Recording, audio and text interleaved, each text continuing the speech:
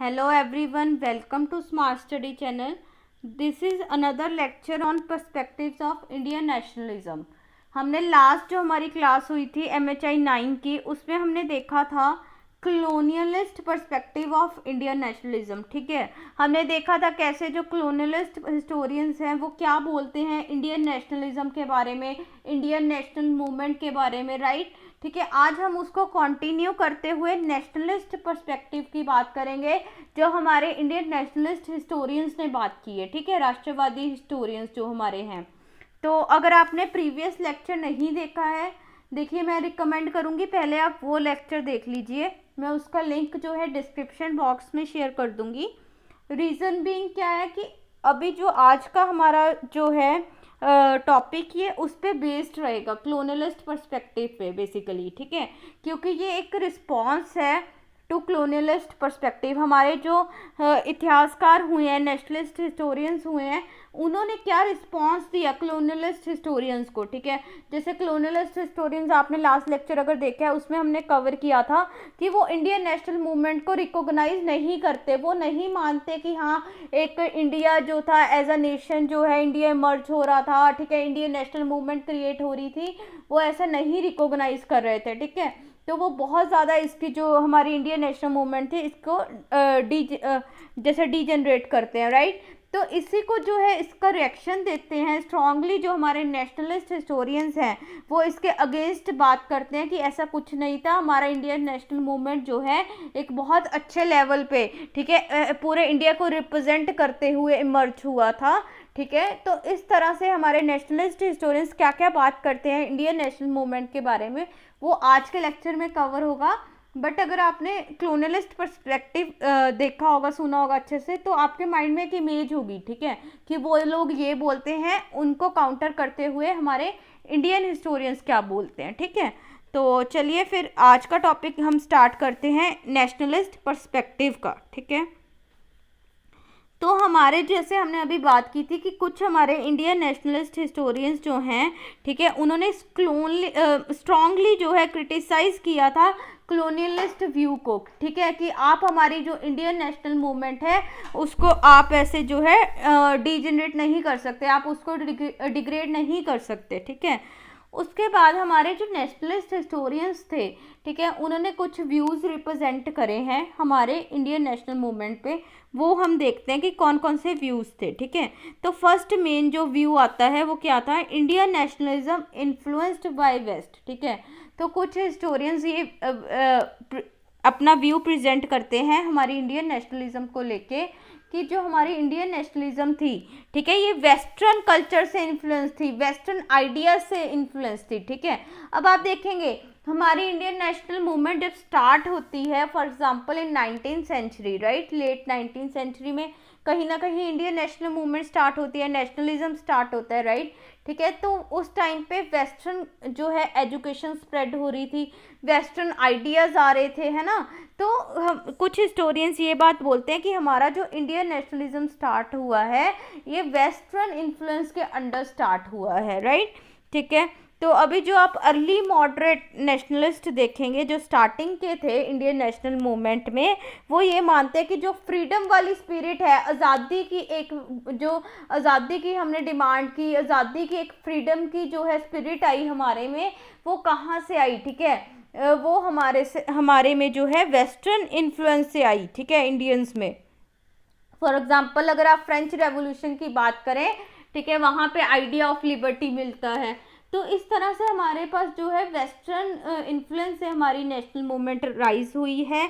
ठीक है, western education spread हुई, आइडिया स्प्रेड हुए, जिससे हमारे इंडियन लोगों में है एक नेशनल कॉन्शियसनेस क्रिएट हुई, एक अवेयरनेस क्रिएट हुई कि हमें भी जो है आज़ादी मिले. ठीक है, हम भी अपनी आज़ादी के लिए बात करें, अपनी डिमांड्स को ब्रिटिशर्स के सामने रखें. ठीक है, तो कहाँ से जो ये एक्सप्रेशन था फ्रीडम का, ये कहाँ से आया, वेस्ट से आया. ऐसे कुछ हमारे नेशनल हिस्टोरियंस बात करते हैं. ठीक है, फॉर एग्जांपल वो ये भी बोलते हैं कि जो इंडियन नेशनल कांग्रेस बनी थी 1885 में, ठीक है, वो भी आपको पता है पहले वेस्टर्न इन्फ्लुएंस, वेस्टर्न जो आइडियाज़ वगैरह थे इनसे इन्फ्लुएंस थी, राइट. ठीक है, एओ ह्यूम्स ने फाइंड की थी, ठीक है, वो भी एक ब्रिटिशर था। फिर उसके बाद जो है पहले हमारे मॉडरेट लीडर्स जो होते थे, ठीक है, वो आपको पता है वो जो है थोड़ा ब्रिटिशर्स की तरफ झुके हुए थे, right, like they were incline to western ideas, right, ठीक है। तो इस तरह से बोला जाता है कि इंडियन नेशनल कांग्रेस जो बनी थी, ठीक है, वो भी सेल्फ एक्सप्रेशन को फाइंड करने के लिए बनी थी, बट वो भी जो है वेस्टर्न इन्फ्लुएंस के अंडर बनी थी, राइट। तो इस तरह से हमारी जो इंडियन नेशनल मूवमेंट है वो कहीं ना कहीं वेस्ट से इन्फ्लुएंस थी, ठीक है, वेस्ट से प्रभावित थी, कुछ हमारे इतिहासकार ये बात बोलते हैं, ठीक है। तो उसके बाद देखिए नेक्स्ट, अब इसके ऑपोजिट में कुछ हिस्टोरियंस क्या बोलते हैं कि नहीं ऐसा नहीं था, हमारी जो इंडियन नेशनलिज्म है इसके जो रूट्स हैं, ठीक है, इसकी जो बेसिक है वो हमारे ट्रेडिशंस में, हमारे पास्ट में जो है हमें मिलते हैं, ठीक है। तो कुछ ऐसे हिस्टोरियंस बोलते हैं। अब क्या होता था कि स्टार्टिंग में हमने देखा अर्ली जो मॉडरेट लीडर्स थे या मॉडरेट नेशनलिस्ट थे वो यही मानते थे कि हमारी जो इंडियन नेशनल मूवमेंट है वो कहीं ना कहीं वेस्टर्न कल्चर से, ठीक है, उनसे इन्फ्लुएंस हुई है, वहाँ से हमें आज़ादी वाले आइडियाज़ आए हैं, हमारे में एक जो जज्बा आया है फ्रीडम को लेके वो वहाँ से आया है ना। वेस्टर्न एजुकेशन आया, उससे जो है हेल्प हुई ये सब जो आइडिया स्प्रेड होने में, राइट।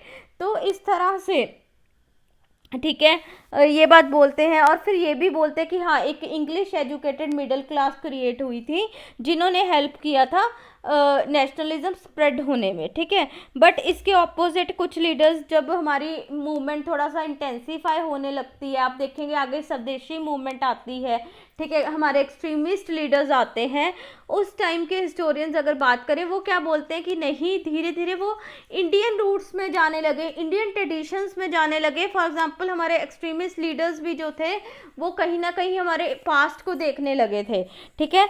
तो वो धीरे धीरे ये प्रोसेस स्टार्ट हो गया कि नेशनलिज्म जो है वो कहीं ना कहीं हमारी इंडियन रूट्स से ही निकल के आया है, ठीक है। तो इस तरह से होता है। उसके बाद बिपिन चंद्र जो हिस्टोरियन है वो क्या बोलते हैं, वो अर्ली जो हमारे नेशनलिस्ट हिस्टोरियंस हैं उनको भी थोड़ा क्रिटिसाइज बोलते हैं, क्रिटिसाइज करते हैं। वो क्या कहते हैं कि उनके जो मेनली व्यूज़ थे, ठीक है, अर्ली नेशनलिस्ट हिस्टोरियंस के, ठीक है, वो बेसिकली विग हिस्ट्री पे, विग व्यू ऑफ हिस्ट्री पे डिपेंड करते थे। विग व्यू मतलब जो थोड़ा ब्रिटिशर्स की तरफ इंक्लाइंड था, ठीक है, उनकी तरह सोचते थे वो।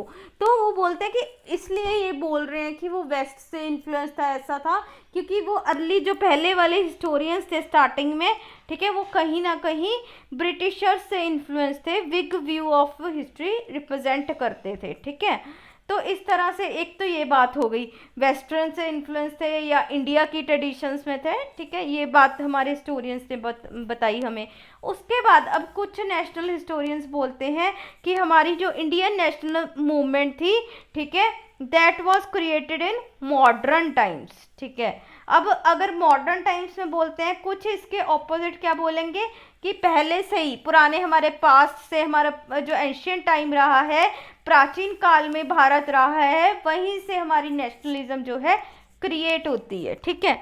तो देखिए अगर आपने हमारे नेशन एंड नेशनलिज्म के लेक्चर्स नहीं देखे तो आप वो भी देख सकते हैं, उसमें हमने बहुत अच्छे से डिस्कस किया है नेशनलिस्ट जो नेशनलिज्म था, ठीक है, मॉडर्न टाइम्स में आता है। कुछ हिस्टोरियंस बोलते हैं मॉडर्निस्ट थ्योरीज देते हैं, कुछ नॉन मॉडर्निस्ट देते हैं जो बिलीव करते हैं कि पास्ट से ही नेशनलिज्म आ रहा था, ठीक है।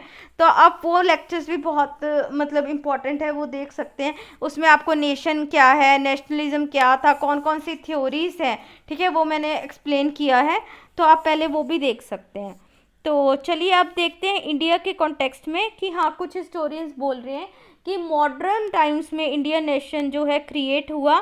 फॉर एग्जांपल देखिए एक्सट्रीमिस्ट हिस्टोरियंस कुछ थे, जैसे आरजी प्रधान हो गए, आरसी मजूमदार हो गए, लाला लाजपत राय हो गए, ठीक है। इन्होंने क्या बोला इंडियन नेशनल मूवमेंट के बारे में, इन्होंने बोला कि इंडियन नेशनल मूवमेंट जो था वो रिजल्ट है of better ideas and greater spirit of freedom और better leaders who possessed greater zeal, sturdier patriotism and greater will and capacity to undergo suffering and make sacrifices, ठीक है। अब इसका क्या मतलब हुआ, देखिए इन्होंने क्या बोला, जो हमारे एक्सट्रीमिस्ट हिस्टोरियंस थे, ठीक है, इन्होंने बोला कि जो नेशनल मूवमेंट थी, ठीक है, वो मॉडर्न टाइम्स में क्रिएट हुई है, अभी क्रिएट हुई है, ठीक है, विद ग्रेटर जो है बेटर आइडियाज़, ठीक है, बेटर आइडियाज़ आए, ठीक है, उसके बाद बेटर लीडर्स आए। अब जैसे क्या था, आप देखेंगे जो एक्सट्रीमिस्ट लीडर्स थे ना कांग्रेस के, वो कहीं ना कहीं मॉडरेट्स को क्रिटिसाइज करते होते थे, ठीक है, उनकी पॉलिसीज में बिलीव नहीं करते थे। तो अभी यहाँ पे लाला लाजपत राय भी एक एक्सट्रीमिस्ट लीडर थे, है ना। तो इन्होंने क्या बोला कि जो ये इंडियन नेशनल मूवमेंट क्रिएट हुआ है, ये रिजल्ट किस चीज़ का है, बेटर आइडियाज़ का, ठीक है, बेटर लीडर्स का। बेटर लीडर्स कौन से, जिनके पास जो है ज़्यादा ज़ील है, एक जज्बा है फ्रीडम आज़ादी को लेके, ठीक है, एक उनमें जज्बा है, उसके बाद जो है देश के प्रति एक पैशन है, ठीक है, पेट्रियोटिज्म है, और उनमें जो है एक ग्रेटर कैपेसिटी है कि वो कोई भी सफरिंग जो है सह सकते हैं, ठीक है, उनको अगर देश के लिए कुर्बानी देनी है तो उनमें एक ज़्यादा जोश है, ठीक है। तो इस तरह से जो है ये एक्सट्रीमिस्ट लीडर्स डिफाइन करते हैं कि इसलिए हम इंडियन नेशनलिज्म को, जो इंडियन नेशनल मूवमेंट है, उसको देखते हैं कि वो मॉडर्न टाइम्स में क्रिएट हुआ, जब यहाँ पे बेटर आइडियाज़ थे, बेटर लीडर्स थे, जिनके पास ज़्यादा देशभक्ति की भावना, अपने देश के लिए कुछ भी करने की भावना अच्छे से, ठीक है, सेक्रीफाइसेस करने की भावना जो है बहुत ज़्यादा कंपैरेटिवली पहले लीडर्स के ज़्यादा थी, ठीक है। तो ये बात बोलते हैं। उसके बाद आरसी मजूमदार जो हैं वो बोलते हैं कि इंडिया एज अ नेशन जो है वो क्रिएट हुआ है मॉडर्न टाइम्स में, क्योंकि अगर हम अर्ली 19th सेंचुरी देखें, मतलब 1800s की स्टार्टिंग में अगर हम देखें, उस टाइम पे ऐसा कुछ नहीं था कि इंडिया एज अ होल एक कोई आइडिया हो, ऐसा कुछ नहीं था।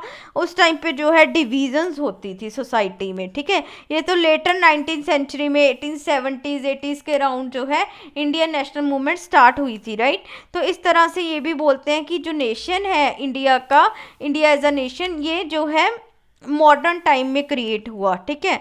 सिमिलरली इसी बेसिस पे एक और हिस्टोरियन है ताराचंद, ठीक है, वो भी ये बोलते हैं कि जो इंडियन नेशनलिज्म है एक मॉडर्न फिनोमना है, ठीक है, एक रिसेंट फिनोमना है जो इमर्ज हुआ due to different political and economic changes, ठीक है।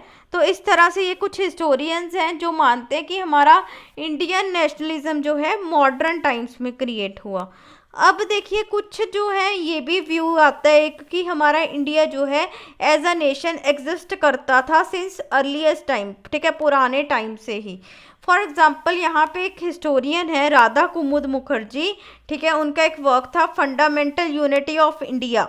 उसमें ये क्या बोलते हैं, ये बोलते हैं कि इंडिया तो जो है यूनिफाइड था, ग्रेट था सिंस एंशियंट टाइम्स, पुराने ज़माने से ही यूनिटी थी इंडिया में। और बोलते हैं जोग्राफिकल यूनिटी तो थी हिंदुस्तान जैसे हम कहते हैं कि एक जोग्राफिकल यूनिटी तो थी इसमें, साथ में कहीं ना कहीं नेशनलिज्म का आइडिया भी एग्जिस्ट करता था, ठीक है। तो ये उल्टा बोलते हैं, कुछ बोलते हैं मॉडर्न टाइम्स में, ये बोलते हैं नहीं हम तो जी एंशियंट टाइम से ही इंडिया में नेशनलिज्म था, ठीक है।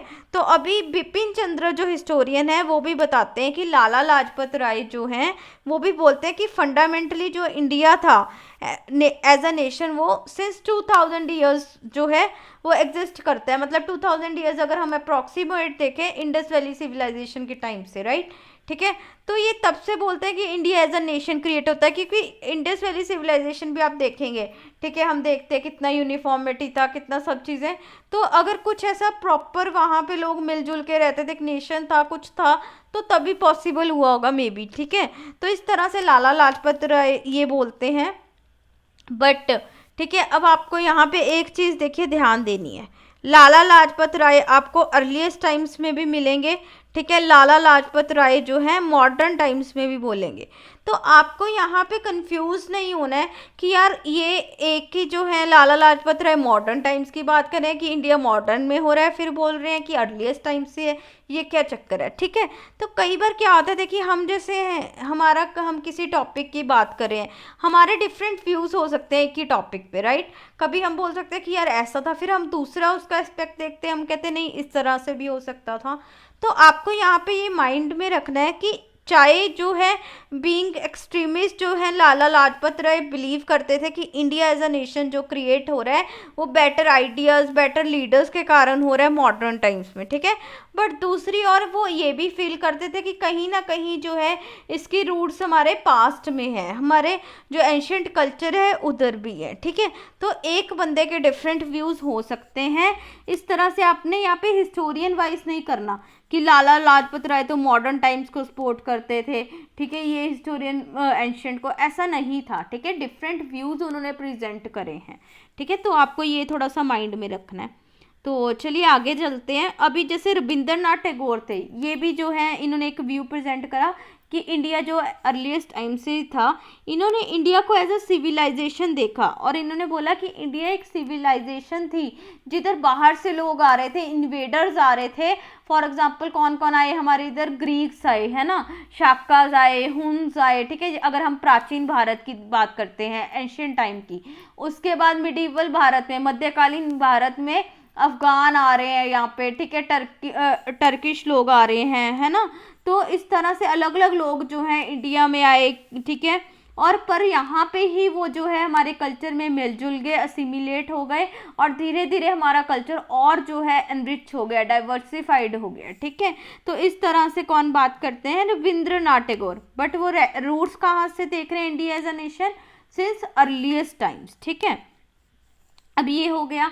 इसके बिना ये तो देखिए हमने मेन जो हमारे नेशनलिस्ट हिस्टोरियंस ने व्यूज़ प्रेजेंट करे हैं इंडियन नेशनलिज्म को देख के, वो हमने बताए यहाँ पे। बाकी देखिए अब इसके बिना स्पिरिट ऑफ फ्रीडम की जैसे हम बात कर रहे थे कि हाँ उसके कारण इंडियन नेशनलिज्म आया, ठीक है, वेस्ट से हम इन्फ्लुएंस थे। इन स्पिरिट ऑफ फ्रीडम के बिना भी हमें आज़ादी तो चाहिए ही थी, ठीक है, वो एक स्पिरिट तो हमारे अंदर था ही। बट इसके बिना कुछ और भी फैक्टर्स जो थे वो इंडियन नेशनलिज्म के लिए रिस्पॉन्सिबल हुए।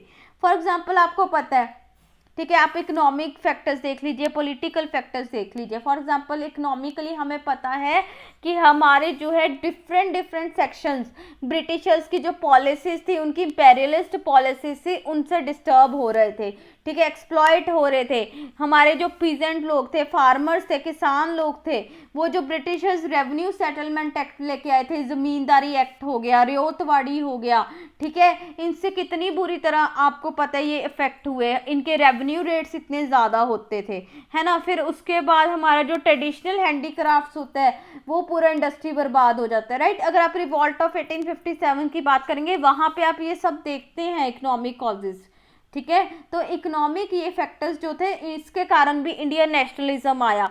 दादा भाई नौरोजी कौन सी थ्योरी देते हैं, ड्रेन ऑफ वेल्थ थ्योरी, कि कैसे हमारा इंडिया का धन दौलत जो है ये ब्रिटिशर्स लूट के अपने कंट्री में लेके गए, राइट, ठीक है। तो किस तरह से इन्होंने इकोनॉमिकली एक्सप्लॉइट करा। फिर इसके बिना यहाँ पे कुछ जो वाइस रॉयस थे उन्होंने ऐसी ऐसी पॉलिसीज निकाली। फॉर एग्जांपल लॉर्ड लिटन क्या लेके आए थे, वर्नैकुलर प्रेस एक्ट 1878 में। हमारे यहाँ पे अगर प्रेस के through western ideas, western education वगैरह स्प्रेड हो रही थी वो उनको ठीक था, बट उनको क्या था, हमारी जो लोकल प्रेस वगैरह है, वर्नैकुलर जो लोकल लैंग्वेजेस में छाप रहे हैं तो न्यूज़पेपर्स वगैरह, उन पे रिस्ट्रिक्ट उन्होंने करा था ताकि ये हम कुछ ब्रिटिशर्स के खिलाफ कोई आइडियाज़ वगैरह ना स्प्रेड हो जाएं, हमारी नेशनलिस्ट मूवमेंट को वो करा, है ना। तो इस तरह से जो है इन्होंने कुछ फैक्टर्स रिस्पॉन्सिबल हुए फॉर।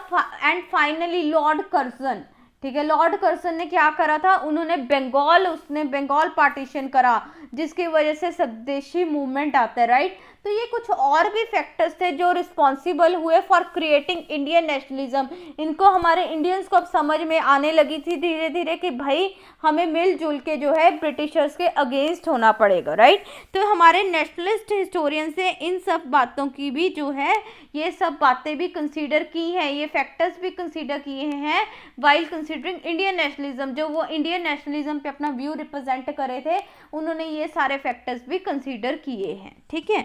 उसके बाद नेशनलिस्ट हिस्टोरियंस ने अलग अलग व्यूज़ तो प्रेजेंट किए, बट वो जनरली ये बोलते हैं सारे एज अ होल जो एक बात करते हैं कि भाई जो हमारे इंडियन लोग थे, ठीक है, कोई भी सोसाइटी, कोई भी जो है ग्रुप से आते थे, क्लास से आते थे, वो एज अ होल जो है उनके इंटरेस्ट हो गए और ब्रिटिशर्स के इंटरेस्ट हो गए, आपस में कॉन्ट्राडिक्ट करते थे। ब्रिटिशर्स का जो इम्पेरियलिस्ट पॉलिसीज होती थी वो इंडियंस की चाहे कोई भी क्लास थी, ठीक है, वो सब भी उसके अगेंस्ट थे। तभी वो जो इंडियन नेशनल मूवमेंट को देखते हैं, उसको एज अ मूवमेंट देखते हैं all the classes in Indian society. Indian classes में जितनी भी सोसाइटी थी, तो इंडियन मूवमेंट्स उन सब क्लासेस को रिप्रेजेंट करती है। बिकॉज जो कॉलोनियलिस्ट व्यू था, उन्होंने क्या बोला था कि भाई Indian national movement as a whole कोई एग्जिस्ट करती ही नहीं थी, ये तो पर्टिकुलर जो मिडिल क्लास वगैरह के सेल्फिश इंटरेस्ट थे उनको फुलफिल करने के लिए एक जो है मूवमेंट क्रिएट हुई थी, राइट। ठीक है, तो इस तरह से जो है वो बोलते हैं। बट इसके ऑपोजिट, इसके कंट्रास्ट में रिएक्शन देते हुए हमारे नेशनलिस्ट हिस्टोरियंस बोलते हैं कि ऐसा कुछ नहीं था, इंडियन नेशनल मूवमेंट सारे सिटीजन्स को रिप्रेजेंट करती थी, ठीक है, and without any division based on classes and all. ठीक है, तो इस तरह से ये बात हमारे नेशनलिस्ट हिस्टोरियंस क्लियरिफाई करते हैं। और उसके बाद एक कांग्रेस लीडर होते हैं पट्टाभी सीतारामैया।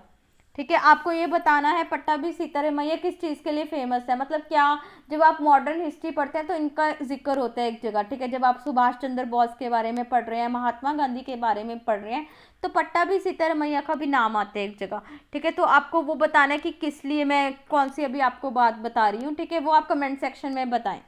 तो चलिए फिर कंटिन्यू करते हैं। पट्टाभी सीतारामैया अब क्या बोलते हैं, बिपिन चंद्र जो हिस्टोरियन है वो बताते हैं कि पट्टाभी सीतारामैया ने इंडियन नेशनल कांग्रेस के बारे में भी बोला। इंडियन नेशनल कांग्रेस जिसने हमारी नेशनल मूवमेंट को कहीं ना कहीं रिप्रेजेंट किया मेनली, है ना। तो ये जो इंडियन नेशनल कांग्रेस है, इसके बारे में भी बोलते हैं कि ये एक नेशनल ऑर्गेनाइजेशन थी जो कोई डिफरेंस नहीं करती थी, कोई भेदभाव नहीं करती थी between British India and the Indian India. ठीक है, ब्रिटिश इंडिया हो गया, इंडियन इंडिया हो गया, या फिर between one province and the other. ठीक है, तो बेसिकली क्या था कि हमारी जो जैसे नेशनल कांग्रेस भी थी, इन्होंने इंडियन नेशनल मूवमेंट को रिप्रेजेंट करा। ठीक है, तो इंडियन नेशनल मूवमेंट जो हमारी थी वो सिर्फ एक क्लास की नहीं थी, पूरे भारत की मूवमेंट थी, तभी हमारी नेशनल मूवमेंट थी। तो वो जो इंडिया एज अ नेशन वाला आइडिया है, जो कॉलोनियलिस्ट हिस्टोरियंस नहीं मानते, वो हमारे नेशनलिस्ट हिस्टोरियंस रिकॉग्नाइज करते हैं। ठीक है, तो इस तरह से हमने आज का टॉपिक कवर कर लिया अच्छे से। नेशनलिस्ट पर्सपेक्टिव, हमारे राष्ट्रवादी इतिहासकार हैं, उन्होंने क्या बोला हमारी इंडियन नेशनल मूवमेंट के बारे में, राइट। ठीक है, तो अगर आपने पहले के लेक्चर्स नहीं देखे वो आप देख सकते हैं, आपके लिए काफ़ी यूज़फुल रहेगा। ठीक है, वो मैं लिंक शेयर कर दूंगी। बाकी आप चैनल को प्लीज़ सब्सक्राइब करें, शेयर करें मैक्सिमम। ठीक है, सब्सक्राइब करेंगे उससे फिर मैं जो भी वीडियोस डाल रही हूँ ऐसे आपको नोटिफिकेशंस मिलते रहेंगे उसके। ठीक है, तो चलिए, बाकी अगर आपको कुछ भी हेल्प चाहिए स्टडी मटेरियल्स के रिगार्डिंग, कोई नोट्स के रिगार्डिंग, ठीक है, या कुछ और डाउट्स हैं, आप हमारे जो है व्हाट्सएप ग्रुप, टेलीग्राम ग्रुप को ज्वाइन कर सकते हैं। वहाँ पे आप जो है अपना डाउट मेंशन कर दीजिए, कुछ हेल्प चाहिए वो आप मेंशन कर सकते हैं। तो चलिए, मिलेंगे फिर हम नेक्स्ट लेक्चर में। टिल देन आप अच्छे से पढ़ाई कीजिए। ठीक है, be happy, be safe, and हम मिलते हैं नेक्स्ट लेक्चर में। Thank you, bye bye.